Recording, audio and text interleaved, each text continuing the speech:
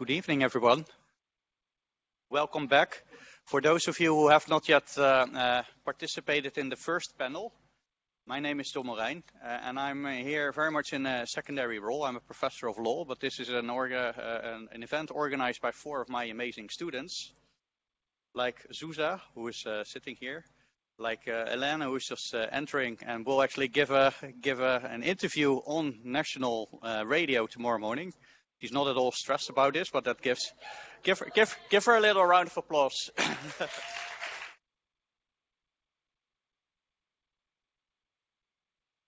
What 4 students, second-year students, have managed to assemble here is truly amazing.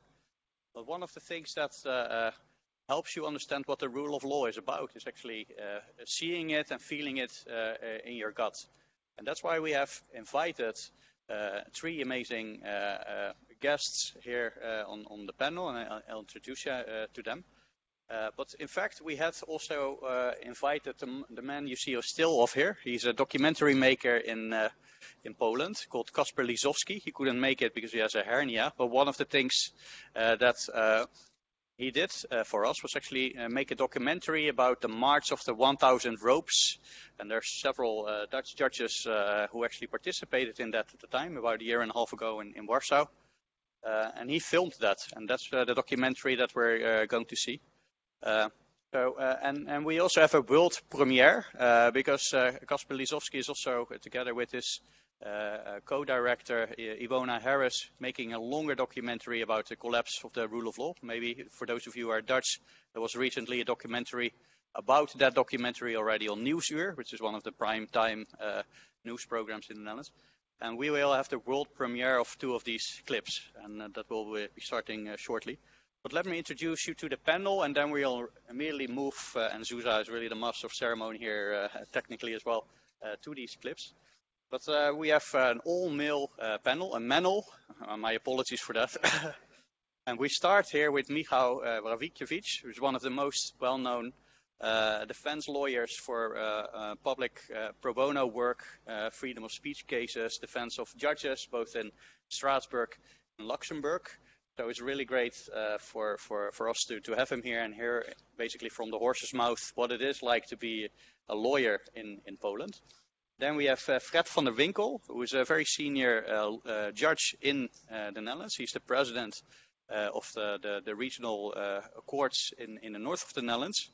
And he actually went to Warsaw to demonstrate on behalf of all the judges. And there's also another judge here present, Lydia Heuveling van Beek, who you will also see in the documentary. And then to my very left, to your very right, is actually a Polish judge, Dariusz Mazur.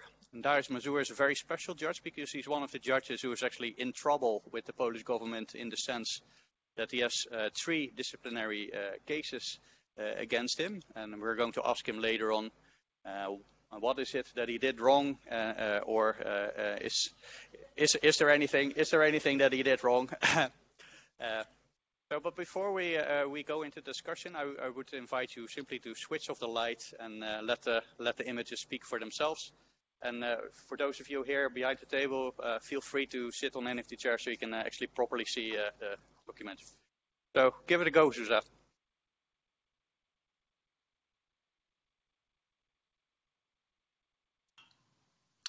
Hello, dear guests, good evening. First of all, I apologize for not being there as it was planned. Unfortunately, some health issues came in the way and I wasn't able to fly by plane. So I'm sorry for that. Second, I wanted to thank the festival crew for the invitation, namely Anna, Zuzana, Elena and Tekla, and of course John Marine. It was an honor to be invited. And then I would like to thank the audience for coming to watch this little film. Little, but I believe that it has some weight to it and some importance. And I just wanted to say a few words about how it came to life. 2 years ago, we started working with my producer, Ivona Harris, on a feature-length documentary, Judges Under Pressure. And we immersed in the world of judges and lawyers and all these difficult terms and all this language, all the words that we didn't understand. So this was a bit of a challenge, but immediately we noticed this tremendous energy in people and this extraordinary bond among the judges. We noticed people getting close together and united in the face of dismantling of the rule of law in Poland. They were getting close not only with other judges but also with prosecutors and barristers. So all these lawyers were really standing strong together. And in our film we got really carried away by this wave of energy and solidarity. And the March of 1,000 Robes was like a high point, and we felt it deserved a special take on it. So luckily Helsinki Foundation for Human Rights was there to help us, to support the little film, and we are very grateful for that. So you will see the film in a moment. I just want to say that I believe this March of 1,000 Robes was really an outstanding event and had great impact, both on Polish society and on the judges themselves. And I even heard from the judges from abroad that it changed their way of thinking about their profession, what it is to be a judge, what kind of a duty and responsibility towards citizens. It is a hell of a difficult job, and especially in the hard times, because truth is every political power wants as much freedom as it can get, and the judiciary will always be in their way. So I think this fight will never cease, really. And in normal times you maybe have different attitudes. People tend to maybe stay in this grey area between radical declarations or radical actions. But now we have hard times in Poland, and it really takes all the integrity and all the strength to make the right choices and to speak loudly what is right and what is wrong. So I'm very happy that through working on these movies, I had opportunity to meet so many fantastic individuals who really stand their ground in the face of repressions. Again, I regret I wasn't able to join you. It is very heartwarming to know that there are so many young people who are interested, who care about the rule of law and who care about what is happening in Poland right now. The very name of your festival, Our Rule of Law, proves that there is this awareness. This is something universal for all of us citizens. So I do hope and believe that by this attitude you will help making a little better world for us in the future. And I'm crossing fingers for it. And I just wish you a nice screening now. All the best, and thank you.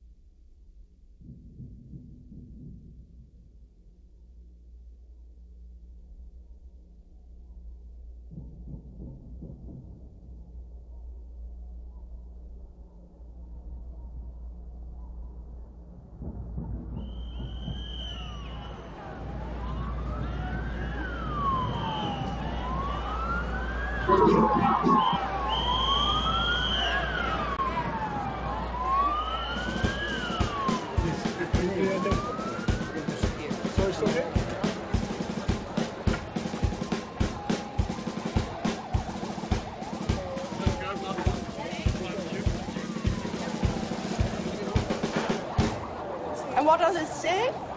Just to be sure. What does it mean? Yes. Right to Europe, Yes. right to independence.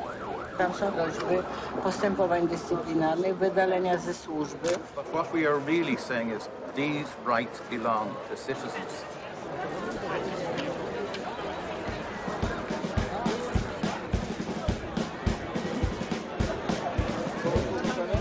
Możemy powolutku już, tak?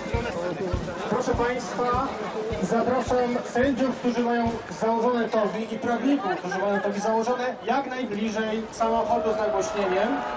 Zapraszam również gości z zagranicy, sędziów z zagranicy. Te osoby będą tworzyły kolumny marszu, a w dalszej części kolumny zapraszamy wszystkich obywateli.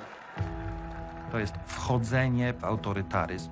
Krok po kroku wchodzimy w system, który w ogóle nie chroni praw jednostki, który niszczy wolności obywatelskie. Widzimy to gołym okiem. Są wyłączane poszczególne bezpieczniki. Nie ma już Trybunału Konstytucyjnego, który by powiedział władzy, nie wolno ci wprowadzać takiego prawa, które niszczy obywatela, które daje nam władzę nieograniczoną. Od 5 lat w Polsce jest taki oficjalny przekaz ze strony sceny politycznej o tym, że się reformuje sądy. Ale tak naprawdę nie reformuje się sądów, tylko niszczy się sędziów, niszczy się niezależność sądów. Doszliśmy do ściany. Po prostu my jako prawnicy, środkami prawnymi, pytaniami prejudycjalnymi, orzeczeniami, nie byliśmy, zresztą dalej nie jesteśmy w stanie już nic więcej zdziałać. Jest prezes z powołania ministra, sąd dyscyplinarny z powołania ministra, Krajowa Rada Sądownictwa z powołania polityka, też ministra. Nie ma już Trybunału, nie ma Sądu Najwyższego. Pytanie, jak długo jeszcze? Ile wytrzymamy? Dziękuję Wam, że jesteście z nami, że jesteście zdeterminowani. Dziękuję Wam za Waszą mądrość. Judges are normally very silent. Judges like to hear more than speak. Myślę, że każdy sędzia tak ma. Że założenie togi na ulicy to jest trochę jak świętokradztwo, że to się nie mieści w głowie. It has never happened like this before. I have never been out in the streets in my gown. What's happening here is so exceptional that you can't just sit and wait behind your desk. Dzisiaj mamy przedstawicieli prawie wszystkich krajów europejskich.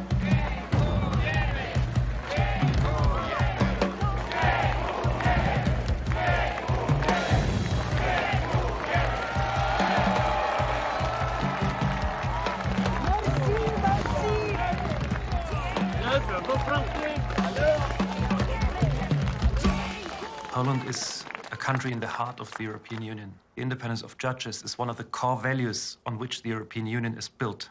You need to be sure that EU citizens have a right to present their case to an independent and impartial judge. Judicial independence is fundamental to the rule of law. The rule of law is fundamental to freedom. Freedom is fundamental to the protection of every citizen.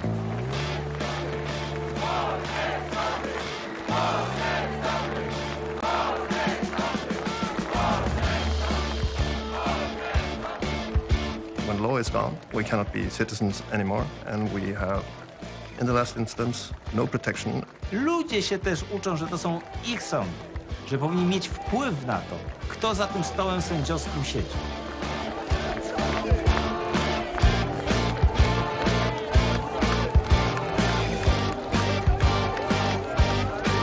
Każdy Polak, każdy Europejczyk ma prawo do niezależnego sądu i po to tutaj jesteśmy. Szliśmy nie przeciwko tej czy innej partii.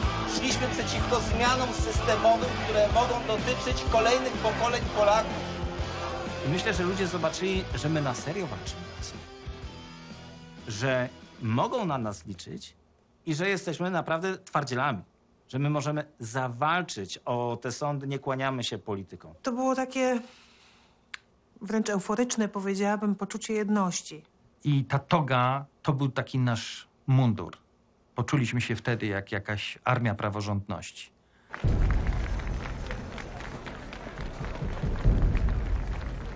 The politics currently driven by the government of Poland undermines the fundamental independence of the legal system as such. Ja mogę być sędzią w sytuacji takiej, kiedy rzeczywiście mogę być prawdziwym sędzią. Jeżeli mam być udawanym sędzią, to po co być takim sędzią? If the government starts to restrict and punish judges for doing their work, it is a serious attack on the independence of judges.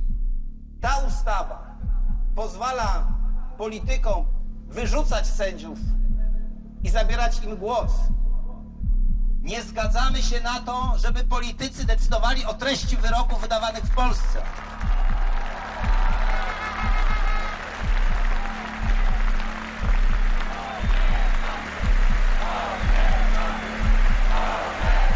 Polski sędzia jest dzisiaj pozbawiony jakichkolwiek gwarancji. Tak naprawdę zdany jest tylko na własną odwagę, na własną mądrość, na własną siłę charakteru. I teraz pytanie, czy jesteś w stanie sam stanąć przeciwko państwu? Czy jesteś w stanie sam zawalczyć z machiną państwową? W moim przekonaniu nie masz szans. Nawet jak jesteś najlepszym sędzią świata, to po prostu cię zmiażdżą. I'm very impressed by the Polish judges because I can go back home tomorrow and pick my life up and I'm here today and that's it. They don't know what's going to happen next week because of the fact that they took part today and they do that. Chcę powiedzieć, że są też tacy, którzy nie szli z nami. Nie dlatego, że nie chcieli, ale dlatego, że nie mogli. Taką osobą jest na przykład Murat Arslan, sędzia turecki, obrońca praworządności skazany na 10 lat pozbawienia wolności na podstawie sfingowanych zarzutów.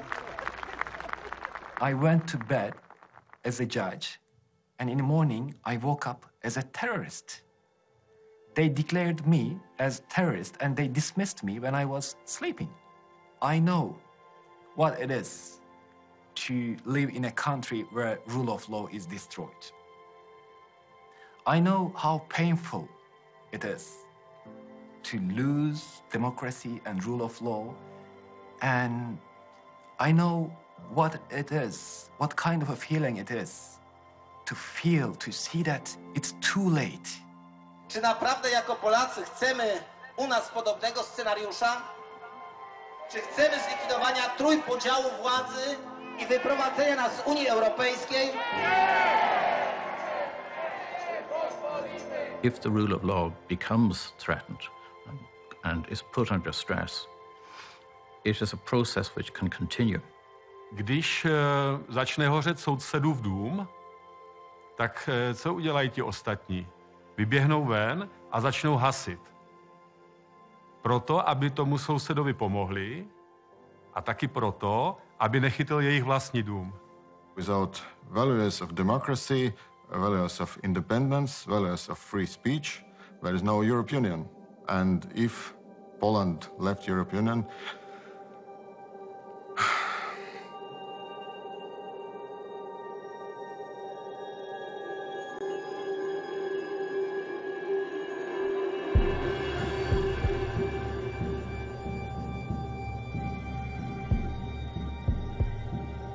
Dziękuję Państwu z całego serca za przybycie.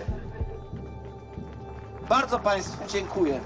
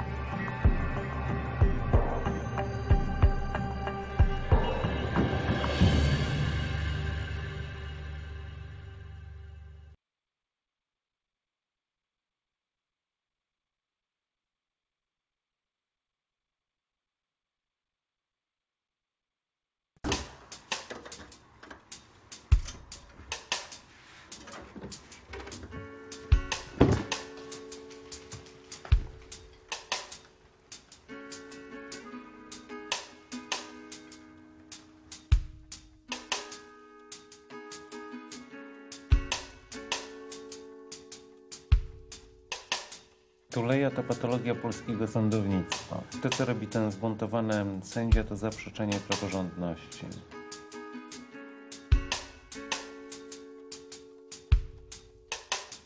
Tuleja powinien zostać pozbawiony prawa do wykonywania zawodu.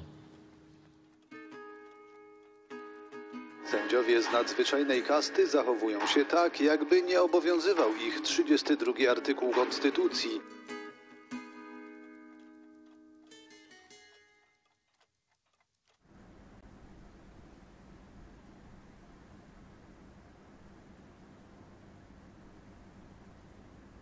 My teraz nie mamy wyboru. Musimy zrobić po prostu wszystko, żeby takie zasady wartości i naszą solidarność utrzymać. Jesteśmy przedstawicielami władzy państwowej, teoretycznie równorzędnej z dwoma pozostałymi. Nie jesteśmy kurczę jakimiś, przepraszam,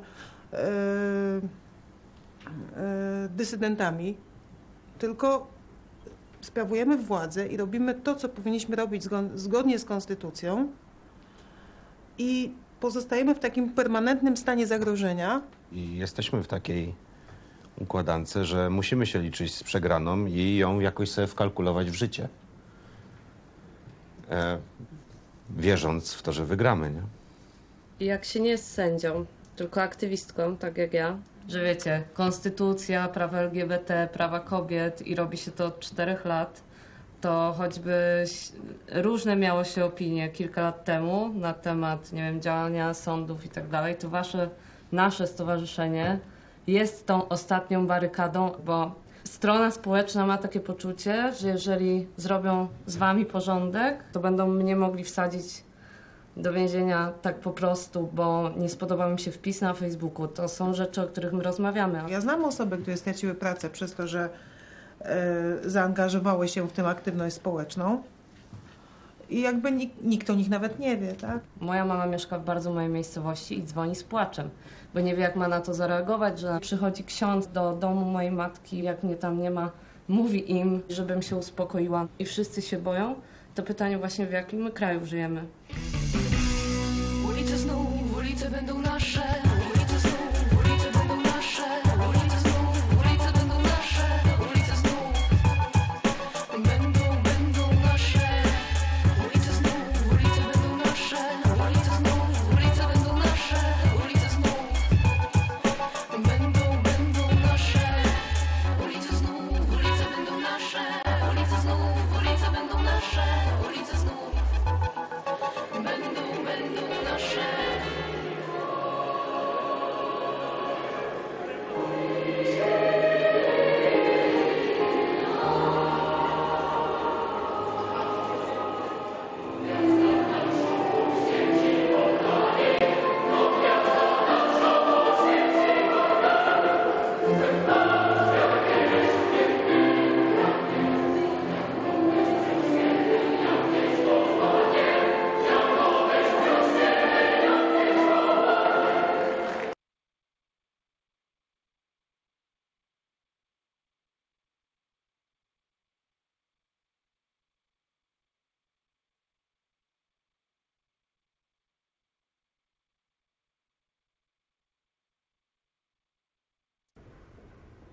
Wysoki Trybunał jest ostatnim sądem, którego orzecznictwo może uratować niezależność sądów w Polsce.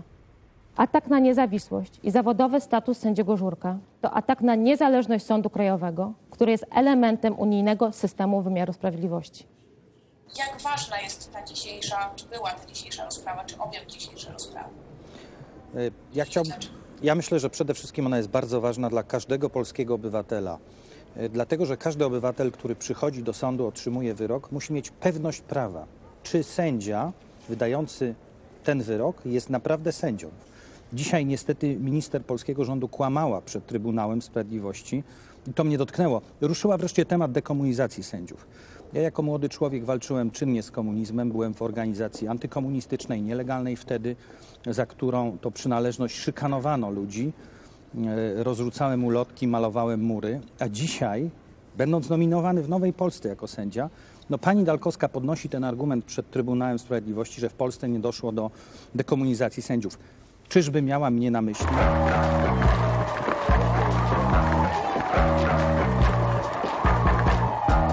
Wszyscy powtórzą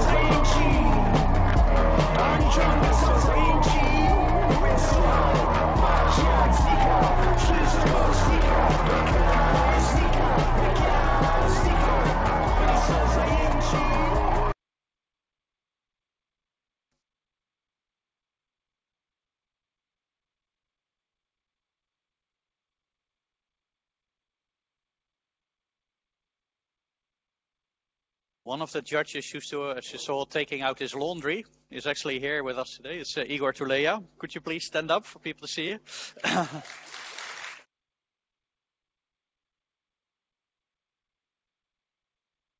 So, this is your Rule of Law Festival. So I'm going to take it very brief. Only ask one question to each of the panelists and then give you very much the floor to see what you thought about this, what you want to know. But I would just like to ask perhaps the first question to the Polish judge with us, Dariusz Mazur. In the film, one of your colleagues said that it was a euphoric moment and we felt like the toga was our uniform. Was that also, is that also the shiver down your spine that you have when you see this back, or what? How do you remember that day? Yes, absolutely. At that moment, we felt like a part of much bigger community, the international judicial community. So far, it was not obvious that such kind of phenomenon really does exist, because in general terms, the profession of judge is absolutely lonely profession. When you undertake a decision as a judge, you are the only one. Sometimes you sit in a panel of 2, 3 judges, but you always have to decide on yourself, then you vote. And you are really alone in this profession.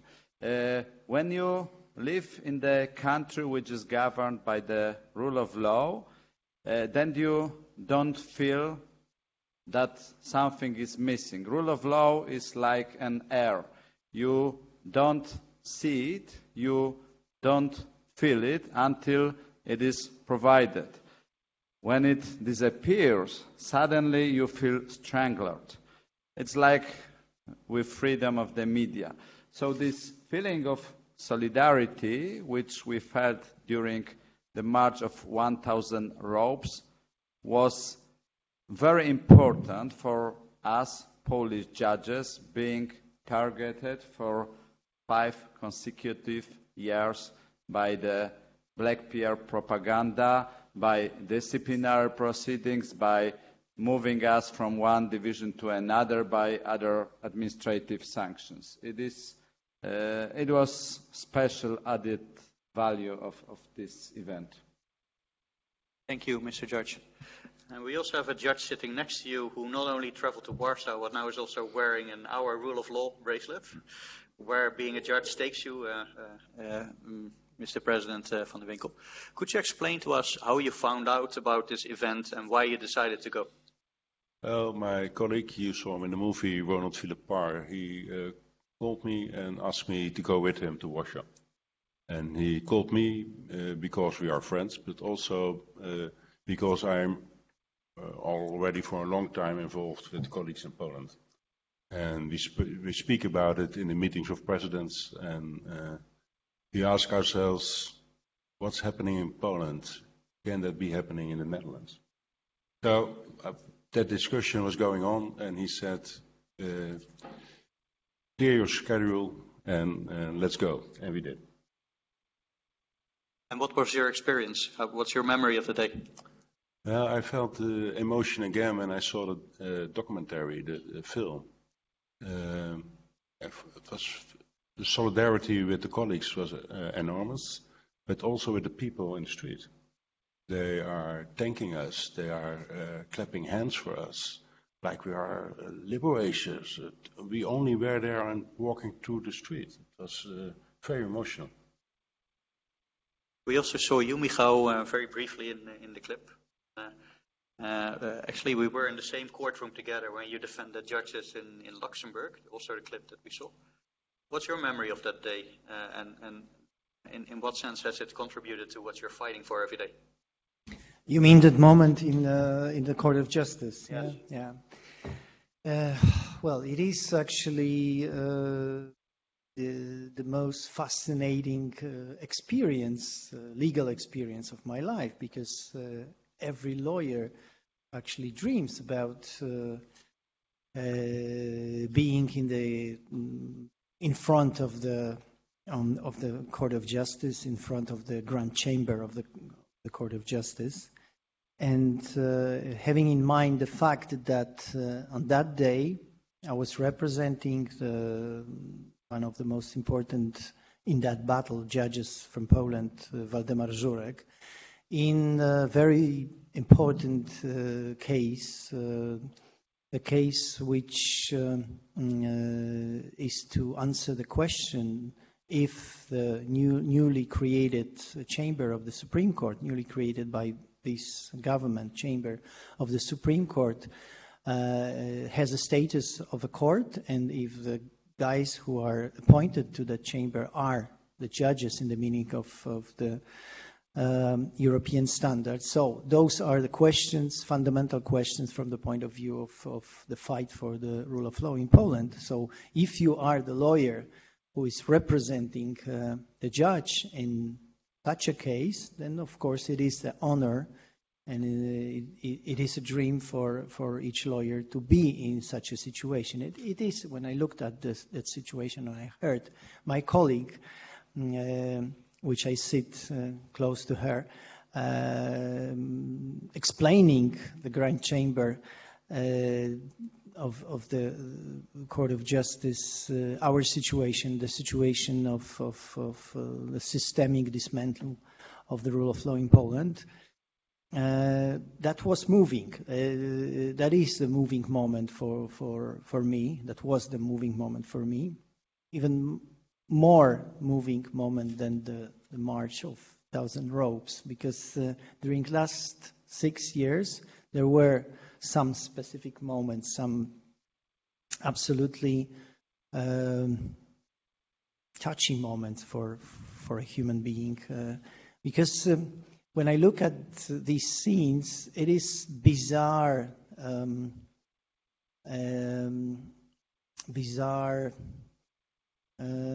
atmosphere which I feel, because when I look at this situation in Poland, I recognize that 5-6 years ago, Poland was a normal democratic European country, one of the biggest supporters of the idea of community in Europe. And now, when you look at this film, you look at Poland like on Turkey or Belarus. It's such a dramatic change, and that perspective is very, very sad, actually, for me. Thank you very much. So this is not an academic conference. It's actually a conference organized by 4 amazing students here from Groningen. So I'm actually going to ask you, what would you like to ask these people here behind the table? And if anybody want to know some more background of what went on? Tekla, please. Fred van der Winkel, you mentioned something, this thought experiment that you you Dutch judges did, meeting precedents. And I wonder, what did you come up with? What keeps the Netherlands from going on a similar path to what we've seen in Poland?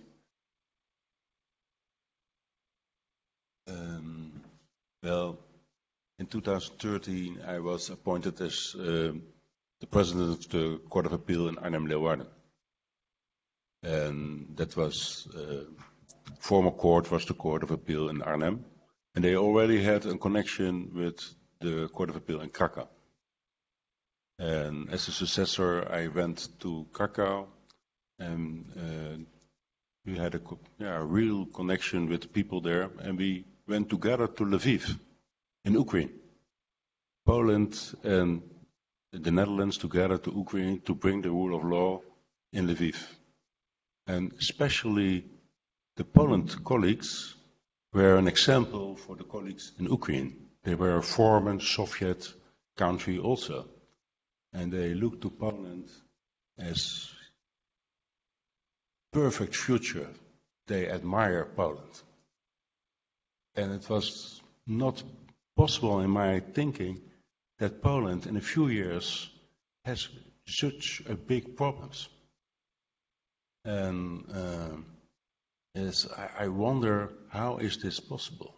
How can a country with a rule of law state that is beautiful in a few years has such a big problems?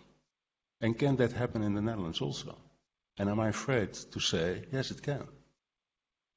We don't have so much safeguards that if there is a government that, like in Poland, wants to change the system, it also can happen in the Netherlands. So that's one of the parts where I'm still very connected with the colleagues in Krakow, especially. But my court now, my new court here in the north of the Netherlands, will start a connection with a district court in Poland. And in a few weeks I will travel to Poland again. First to Krakow, to my friends there. And then I will travel on and go to the new court and make a new connection. And it is now for the first time in public that I speak about it, because I think the long-term solution should be a political, but among that time, we have to build a relationship on personal basis to help them. And that doesn't go on in public, just friends with together. And I will now go to Tarnów, it's a district court in the jurisdiction area of Krakow, the Court of Appeal Krakow. And I hope, like more institutions do, that the judges in Tarnów not only have a name, but also have a face. And because they get a face for us, I hope they will be protected. They are not anonymous anymore. Thank you, Mr. Judge. Anybody else wants to ask a question? I see a hand there. Yes, so I'm also coming from a country where the rule of law doesn't exist for a long time, Turkey. And we have fought for a long time to actually stand up to against our government. But I wanted to ask, what is the end point? What are your predictions for what's going to happen in Poland now? And what can the people do to make the situation different than what happened in Turkey? Like to answer that, Judge Mazur? Well, unfortunately, we are not clairvoyants. So we don't know for sure what will be. But hopefully Poland is still a member of the European Union, of international community, which is based on some basic values and has some institutions which shall support, which shall fight for these values. For a long time, Polish judges were waiting for kind of harsh reaction on what is going on. Because for 1 year, Polish Constitutional Tribunal was defending itself. For another more than 1 year, Old National Council of the Judiciary was also defending itself. And for, I think, about 3 years, the Supreme Court is defending itself. So it was not like that institutions of guarantees which should protect the rule of law in Poland, in Polish constitution, were weak. No, they were very strong. And the resistance which was given by those independent bodies was really huge. We gave a lot of time for the European Union to react properly. However, unfortunately, the European Union was not prepared for such a scenario, that such a voluntary institution, organization, gathering some countries which are based on the rule of law, which gives to these countries pretty hell of money and a lot of solid standards, that any one of the participants of this elite club will say, I will peace on this. It was said by the peace party. It's not accidental, I think. So the Europe was not prepared for such development of things like it has happened in Poland, and the reaction is much, much too late. But at last, we are facing a strong reaction from the EU bodies, and I'm an optimist. I believe that Poland can be rescued. Our government was not expecting such a huge resistance from the judiciary. They thought that it will be enough to exchange the presidents and vice presidents of courts, that it will be enough to create a new mode of disciplinary proceedings and to target 20, 30, maybe 50 most active judges in order to create such kind of freezing effect generator which will hamper the rest of judges and make them obedient to the politicians. But it didn't happen. More than 90% of Polish judges do resist. And I believe that our crazy politicians from this Law and Justice Party has lost this long-lasting battle for the judiciary, and that with help of the EU institutions, with help of the solidarity which we feel from judges from other countries, the rule of law in Poland will prevail. That's my real belief.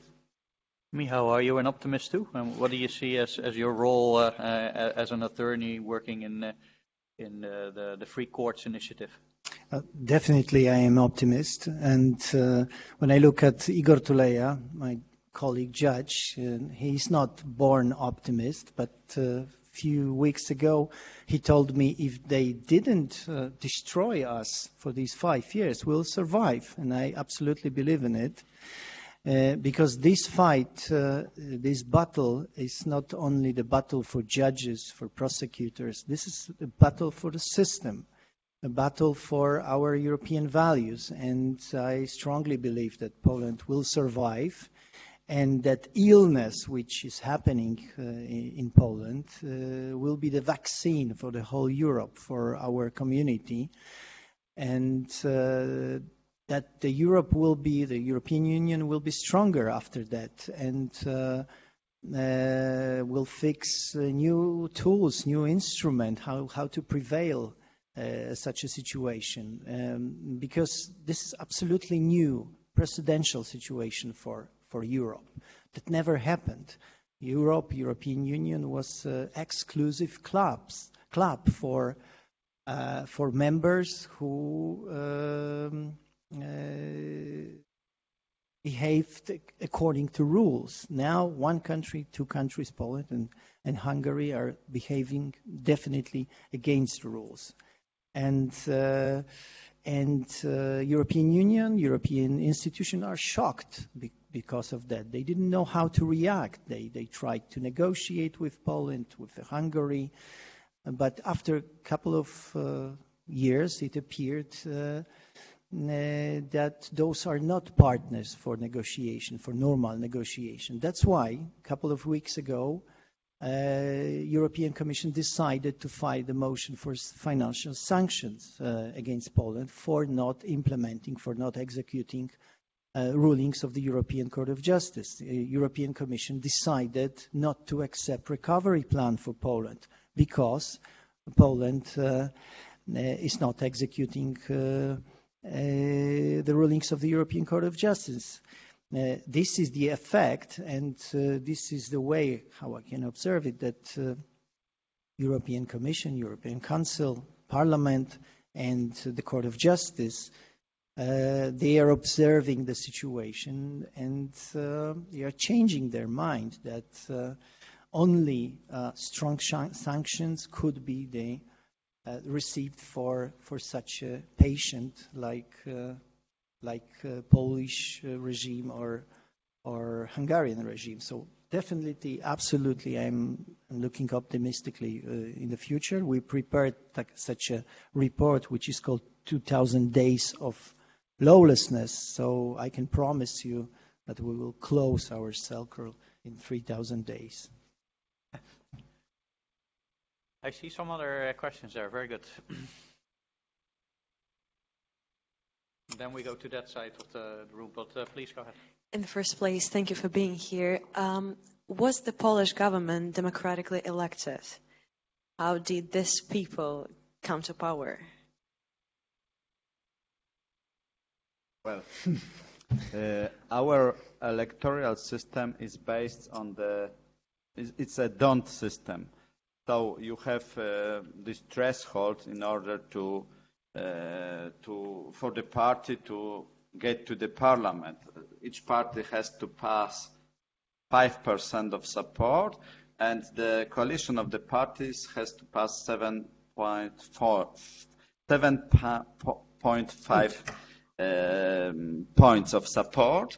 And if the party doesn't, or coalition doesn't pass these thresholds, then these wasted votes accrue mainly to the winning party.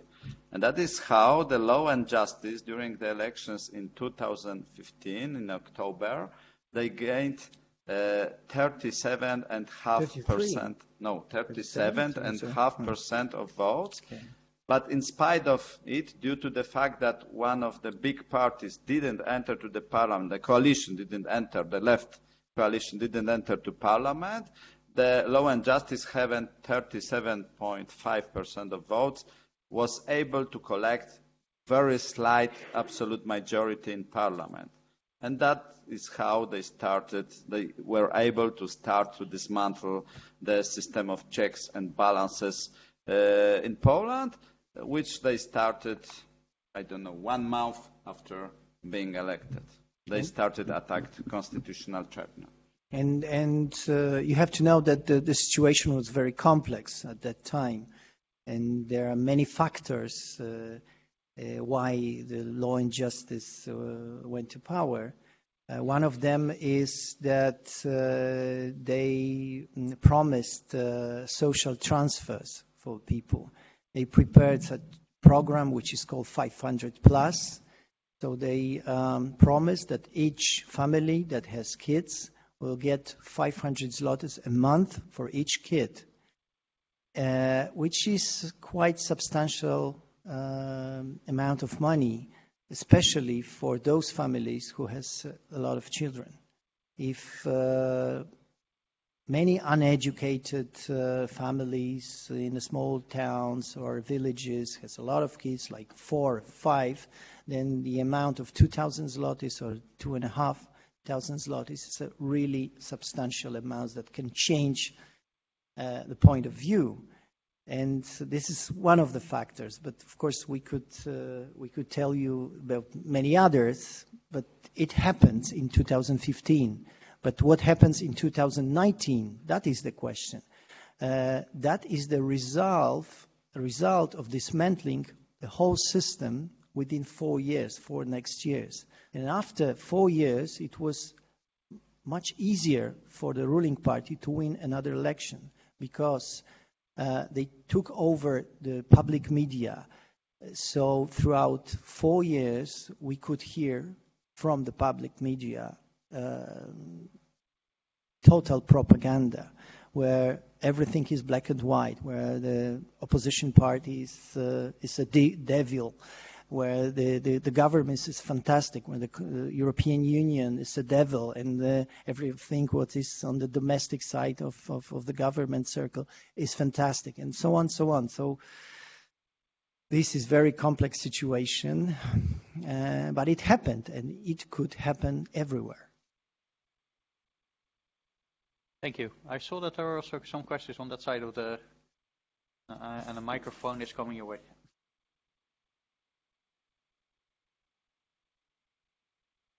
Well, my question was going to be about the factors that resulted in the political circumstances that are in Poland today.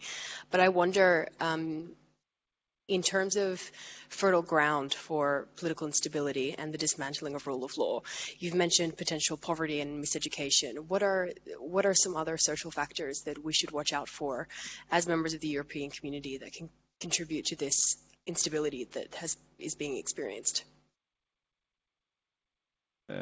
Maybe your question has something to do with the problem how to protect the position of the judiciary, at least partially, because we have this system of tripartition of power, and of course judiciary is the weakest power, as it doesn't have so much influence on daily life of citizens as the government or the parliament, because we decide mainly in the individual cases. We don't have the army, except for this army of the rule of law, which doesn't appear on daily basis on the streets. We don't have police, and so on and so on. Some people ask me, well, how to prevent such an attack on the judiciary to make it ineffective or to hamper it somehow. And in my opinion, there is only one answer. In the middle of 2017, there was first serious attempt of the government to take control over the Supreme Court. The idea was brilliant, just from the Banana Republic. The new law was going to enter into force one day, and on the next day, the terms of offices of all 90 justices of Supreme Court were going to be squashed, expired, and on the next day, the Minister of Justice was going to appoint all new justices of the Supreme Court. That's simple. And it was at the very advanced stage. It passed the parliament, and it was going to enter into force. Only the signature of our president was missing, President Duda, who is ex-member of Law and Justice and great supporter. But at that moment, miraculously, people, the wide ranges of people, started to understand that there's something wrong to assassinate entire Supreme Court in one day. And Justitia invented this idea of chains of light around the course of this demonstration. And they lasted for, I think, 8 consecutive days. And every day they were stronger and stronger. In the top moment, in 300 Polish cities, so not only in big cities, but also in quite a small one, 2 million people were protesting. And then Mr. Duda vetoed this law. Of course, it didn't change the general direction, because a few months later he proposed his own bill, which was very similar to the previous one, except for it didn't mean assassination the Supreme Court in one day, but just step by step. So firstly, by reducing the retirement age and so on, increasing the number of justices in order to pump more new judges, and in this way gradually to take control. But what can be learned from that lesson? The more communication from the judiciary with the society, the bigger is the chance that people in the critical moment will understand the danger which is caused by political subordination of the judiciary.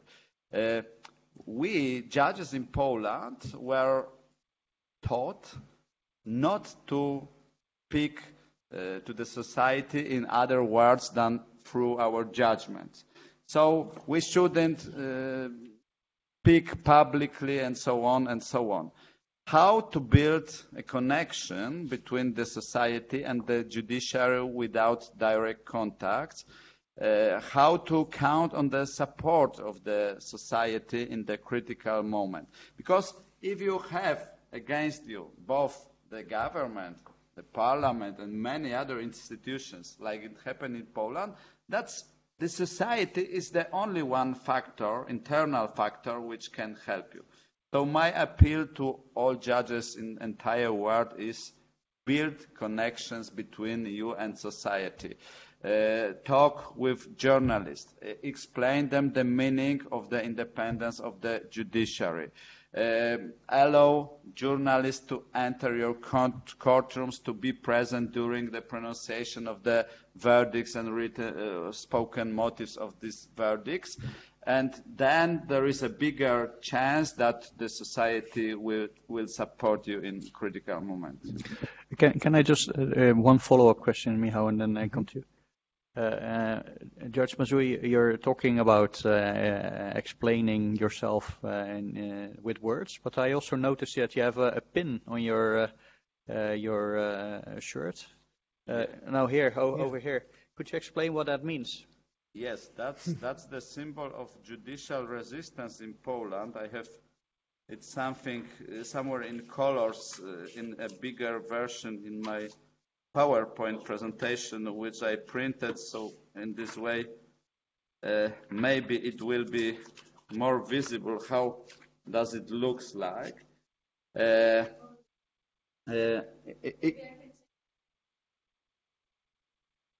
Okay, so it has the shape of resistor. Do you know what is resistor?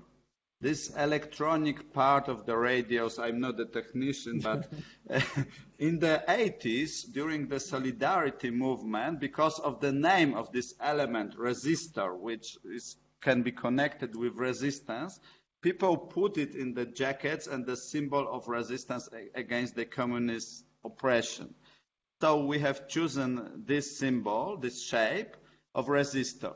And in the middle, there is a paragraph, and it is crossed by the carved line. And there are two explanations of this symbol. One is that this carved line means that the paragraph, so the legal environment, is under the electric shock from the government.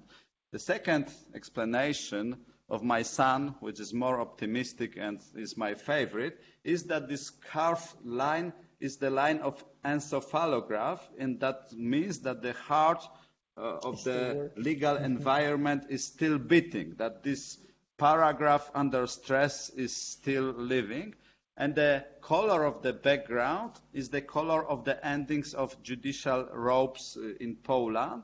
There is also a version of this symbol for Council of the Defense. They have another color and another versions for the public prosecutors.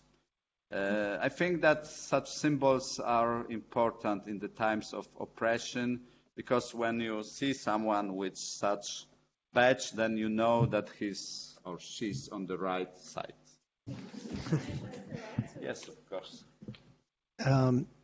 Some remarks to what my colleague said in answering also your question on what factors we should look at, how to protect the system. A very famous professor of constitutional law in Poland, Lisowski, who is also the former judge of a constitutional court, he said that if you put many lockers to the door, if you want to protect your house, put many lockers, then if the thief, the bandit, the criminal will come to your house, he will not use the keys, he will just use his force. So finally, he'll get into your house without a proper key. So, however, how many lockers would you use? It does not prevent your house against the criminal. It's the same situation with the constitutional system. Of course, these lockers, which are in our constitution, will not prevent and did not prevent us against the criminals, constitutional criminals, who attacked our system. But it gave some time to the police, yes. EU institutions to intervene. To intervene, exactly. But finally it appeared throughout last couple of years that European Union institutions and European Union law was the safeguard for us, for our system, and helped us in a substantial way. And it appeared, however, it works very, very slow. The sound of alarm was too noisy to survive without any moves, at least. Exactly. But other thing is, you pointed out education. This is a very important factor because, the education of the society. the education about the constitutional system, the education about European Union law or European Union system. This is what didn't work well in Poland throughout 25 years since 1989. And it appeared that after... We didn't have the Festival of the Rule of Law, unfortunately. Yeah. And we didn't have programs like Constitutional Week, because within last 5-6 years, it appeared that many NGOs, many organizations decided to prepare special programs for schools, for the society, teaching them how to prevent the democracy, how to fight against such a system. Yeah, backsliding of the democracy. So remember about the education. I saw there was also one more question on that side, and otherwise here or also here in front. Yeah. Hello. Hello. Thank you for the organizers for a very interesting evening. Thank you for the panel, for the discussion. I'm not a law student. I've never done a course, so this is very interesting to me. And my question is quite simple. Why is the government of Poland trying to do all of this? Is it for political gain? Is it for financial gain? I see no point, because I've been breathing the air of like the rule of law my whole life. So I don't see what the point of citizens not being able to do what they want. Like what? The answer is very simple, very, very simple, because authoritarian governments do not want to have a control over them. And independent courts, the third power, it is a real control over the government, and it is a protection of citizens against the craziness of government. And that's why authoritarian government want to take over these control. I have something, but surely, sorry, I'm not making this an argument, but surely, like, they would have, I don't know, they know that the European Union is going to come after them. They know that social media is going to come after them. What is the point of, like, keeping going and dismantling, like, the systems that give people their independence? Some people say that power is the drug, and probably that is true. In the history, there were quite many such individuals which wanted to have monopower. And in Poland appeared another one individual. Of course, we are facing the difficult times because the situation is to some extent, only to some extent, similar to those before the Second World War. There was great economic crisis. After that, many simple people felt kind of instability. And in such times, those politicians who give simple answers to complicated questions, even unrealistic answers, but really simple, gain popularity, like Donald Trump, for example. And we are living in such difficult times. Why it is like that, no one knows. Probably somewhere deep inside our minds or the character of mankind, there is such tendency that sometimes we have to take a step back before we will make 3 steps ahead. I don't know. There is no explanation. It is completely crazy, which is going on in Poland. For 5 recent years, every day when I wake up, my first thought is that it must have been a nightmare, and I will wake up in a few minutes, and it's only a nightmare. It can be real, but it is happening. It is absurd. Why do we contest as a country, our government, why do they contest EU values? I have no idea. Only the greediness for power. That's only one factor which I can imagine, because otherwise it's completely crazy. For absolute power, unlimited power, Montesquieu learned it all. Absolute power is abuse of power. Yeah. So we're getting closer to kick-out time here at the faculty. Yeah. Well, I would like to give the organizers free rein on how they want to spend the last 5 minutes of this session. Anna, please. Oh, well, I think questions are awesome. I actually have a question too. That because I really like what Judge Mazur said about getting close to society, getting close to people, right? And my question kind of touched upon what Michał said about people getting money from the government, right? You said that many of those people don't have this privilege to be educated. And I personally think it's nothing bad they're not educated. It's not their fault many times. And my question is to you, what you as a wolne sądy, as free courts, do to reach people who simply cannot afford another TV than a public TV, or simply cannot afford anything else than public school, or their Facebook wall looks different than ours. What do you do as free courts, and what you personally, as a person who had a really big privilege to be such an amazing lawyer and reach really high in the European courts, what you personally do to reach those people who are simply not privileged enough to be as educated and privileged as we are here? Well, I think that was the first activity that when we started, when wolne sądy in Free Courts initiative was created. It was in 2017. That was the time that Darek told you about, when a huge protest in the whole country started against the dismantle of the judiciary system in Poland.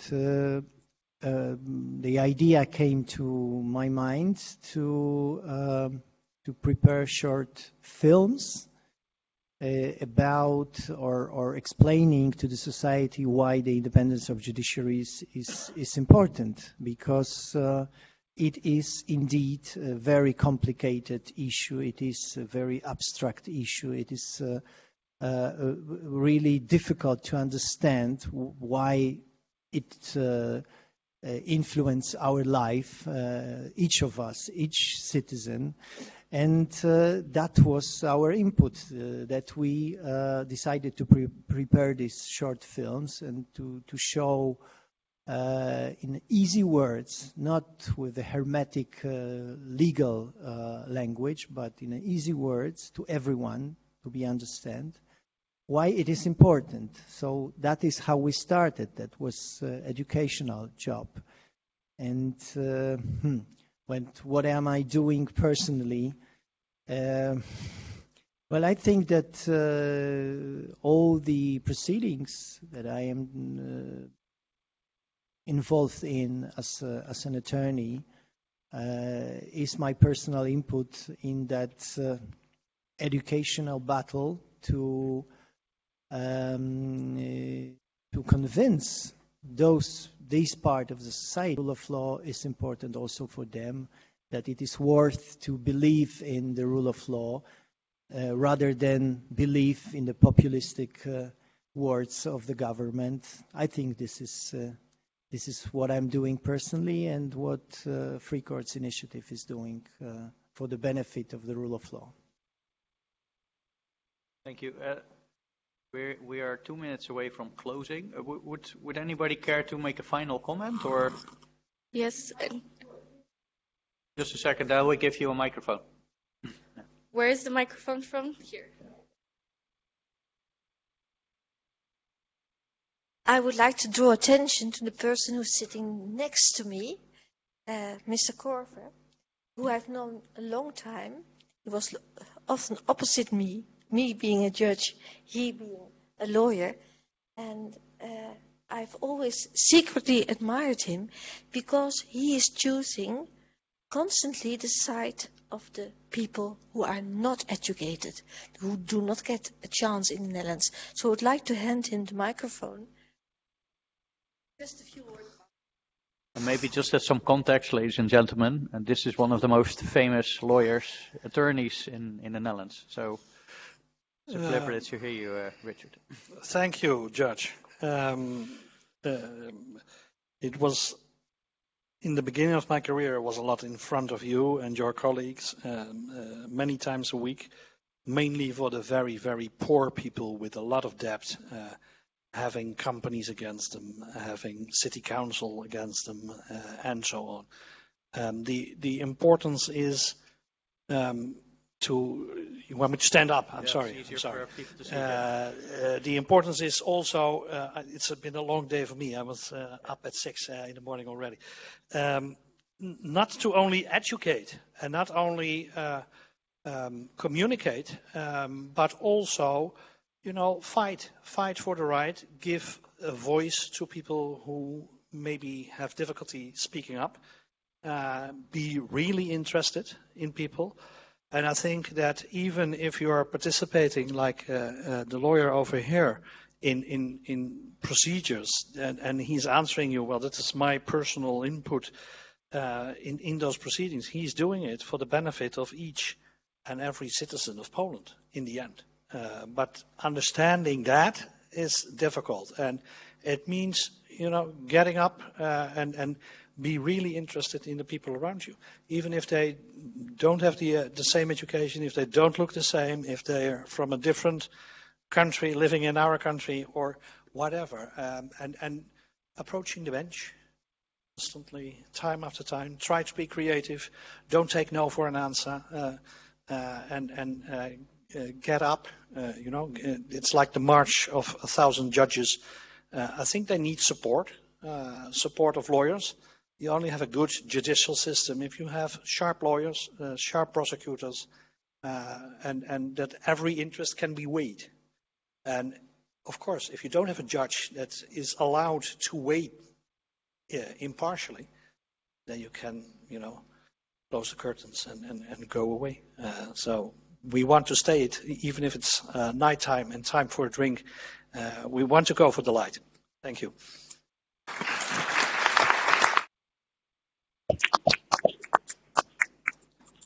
So Richard will be on the panel tomorrow morning at 9.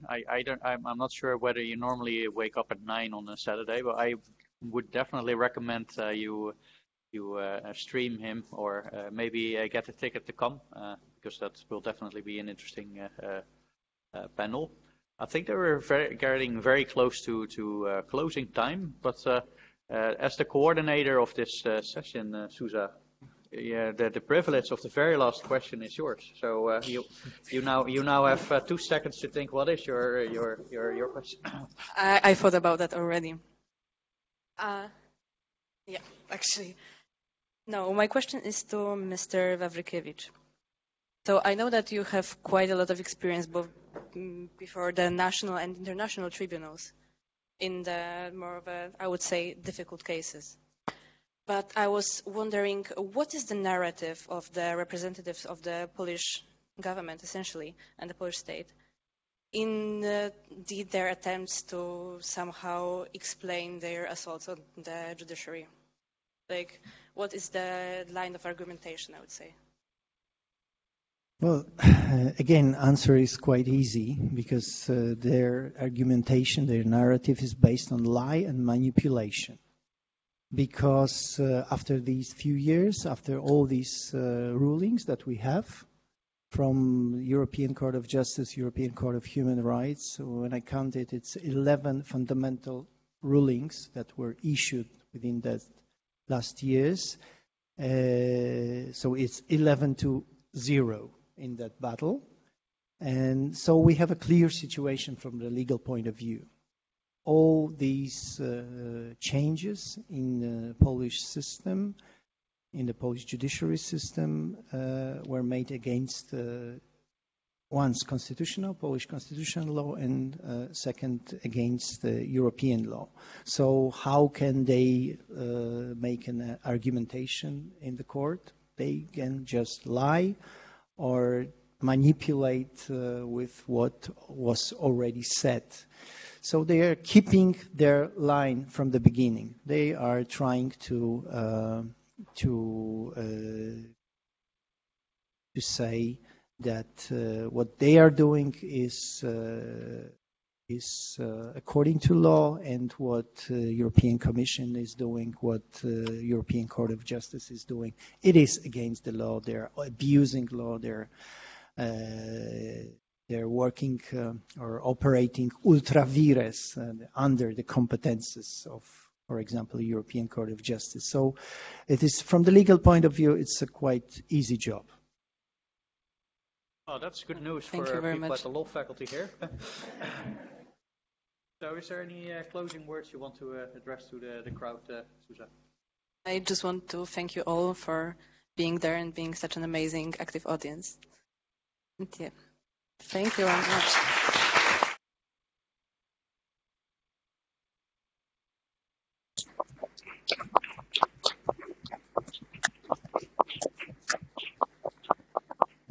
So that basically sum up our day one. It was really nice to have you here. We really hope to see you tomorrow here as well. We start at 9. Even if you think you don't have a ticket, you might have one. So please show up. We want to have as many of you as possible. And yeah, hope to see you tomorrow.